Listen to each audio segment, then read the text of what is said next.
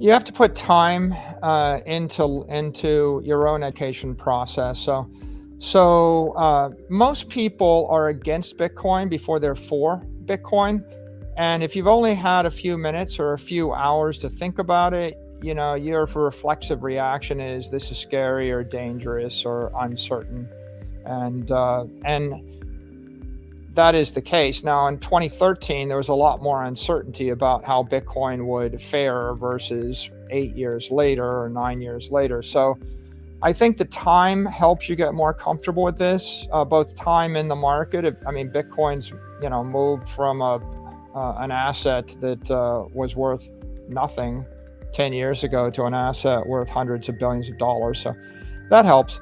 But I think that the average person needs to spend about 100 hours in order to understand what Bitcoin is and get comfortable with it. And you're not going to spend 100 hours learning a new thing unless you have an incentive.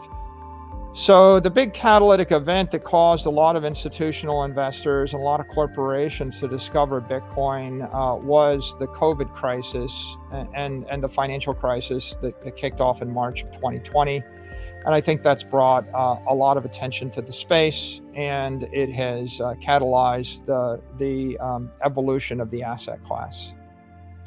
Awesome. So we have thousands of cryptocurrencies out there. We, of course, know you and MicroStrategy as, bulls for Bitcoin. Have you yourself ever owned or considered owning any of the other cryptocurrencies out there? Yeah, I have considered all of them, but I only own Bitcoin. And I think the reason why is if you look at the cryptocurrency market, what we call crypto, it really, first of all, they're not currencies. Second of all, they're all different. So Bitcoin is a crypto property, and it's a crypto commodity. And a commodity is something that is issued in a fair fashion without an issuer. And so there's only a handful of cryptocurrencies that might be deemed as crypto commodities, and Bitcoin is 100 times bigger and more stable than any of the other possible crypto commodities. There's a lot of coins that want to be a currency. They're stable coins, but they're not currencies yet. And so you have, sometimes people think something like UST is a currency, but UST was an unregistered security, not a currency. If you will have a currency, the question is, are you fully backed by collateral, and can you redeem the currency one for one in a crisis? And we're finding that out right now. When people tried to redeem UST, it crashed and burned. They're redeeming Tether aggressively. That's the front page story in the Wall Street Journal today. If Tether is able to redeem billions of dollars worth of Tether, then it will survive.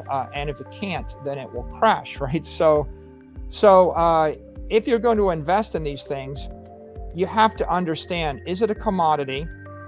And most aren't. 99.9% are not commodities. Is it a currency? If it's a currency, is it fully collateralized or not? And how collateralized is it? And there are multiple degrees of that. Is it a security? Most cryptos are securities, but they're unregistered securities, which means there's no full and fair disclosure. So if you're buying a security, like Luna was a security, it could be backed by a nickel of assets for every dollar trading. It could be backed by a penny of assets. It could be not backed at all. It could be not backed at all and inflated, hyperinflated by a factor of 100 tomorrow. So how do you know whether or not you want to hold that for any particular amount of time? There's other cryptos that are tokens, but what's the definition of a token legally? That has not been decided yet. So the marketplace is struggling to define currencies, securities, tokens, commodities. What's an exchange? What's a crypto bank? What is allowed? What is not allowed? And that is unclear. So the only thing that's clear is there's going to be a 99% failure rate amongst the 20,000 tokens. And so if you're going to invest in them, you're a venture capitalist. You're either a speculator or you're a VC. And if you gave me $1 billion as a venture capitalist and said, go ahead and invest in crypto stuff, I would take your money and I would do my best to invest in it, but it would be your money, not my money. I would be getting paid if we win. you would lose if we lose. It's a highly risky thing, right? So we're not venture capitalists, we're not speculators, we're savers. And the safe haven, most certain thing in the crypto universe is Bitcoin, because it was issued in a fair launch without a pre-mine, without an ICO. The founder never benefited. Satoshi's disappeared. It's truly decentralized. It's a commodity.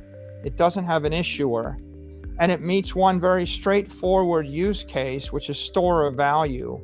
And there's no regulatory ambiguity about whether it's legal or ethical for you to hold $1 million or $1 billion of Bitcoin for the next decade as a store of value.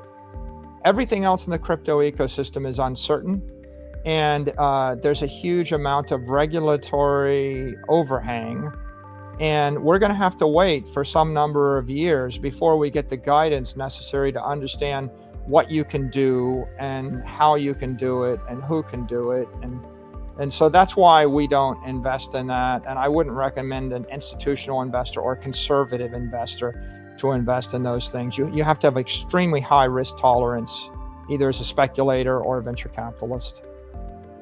Perfect. So you mentioned the COVID pandemic being kind of more awareness for Bitcoin through that. Some other big events that I know happened. We saw public companies other than MicroStrategy add Bitcoin to their balance sheet, like Tesla and Square. And also we saw some countries like El Salvador adopt Bitcoin as legal tender. So in your opinion, what's the bigger deal for public awareness of Bitcoin? Is it a company like Tesla holding Bitcoin or a country like El Salvador adopting as legal tender? I think you get a lot of publicity if countries do things.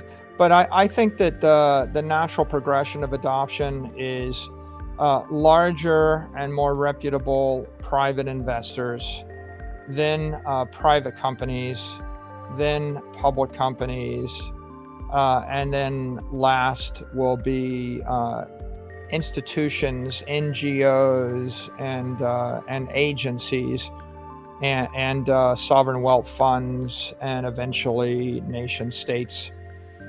Excellent. Jumping on back here, and one of the questions that I want to get into is definitely one from Jason Raznick in the chat here. So I'll go ahead and I'll give it for him here. Michael, would you consider buying a cryptocurrency exchange that has sold off but owns a lot of Bitcoin? No, I think our strategy is very laser-like. We think that the highest quality, best asset in the world is Bitcoin. Everything else in the world is inferior to Bitcoin. So if you gave me $1 million and said, what do you want to buy? I don't want to buy a sports team. I don't want to buy a building. I don't want to buy a company. I don't want to buy an NFT. All I want to buy is Bitcoin. I don't want to buy an altcoin. If I bought anything other than Bitcoin, it's dilutive to our long-term results. And maybe more importantly, even if you disagree with me, maybe you thought silver or gold is the best asset in the world. The point is, MicroStrategy strategy is Bitcoin, buy and hold. So if you want to buy gold, you create a company called Gold Strategy and you buy and hold gold. And because we're publicly traded, it's very important to be transparent and consistent, because if you're a shareholder of MicroStrategy, you don't want the management team to be unpredictable. You don't want us to hedge. You don't want us to change course. You want us to do what we told you we were going to do. And we told everyone our strategy is we run our enterprise software company and we sell business intelligence to the world. And then Bitcoin is our treasury reserve asset. So we sweep our excess capital into Bitcoin. And that way they can make decisions. Right. And if you want to hedge your bet, if you hate Bitcoin, you can short our stock. Right. If you love Bitcoin, you can buy our stock. If you think we're 1% likely to be successful, you can buy you put 1% of your portfolio into our stock. So we're allowing other people to control their risk and make their decisions. We need to be transparent and steadfast in our strategy.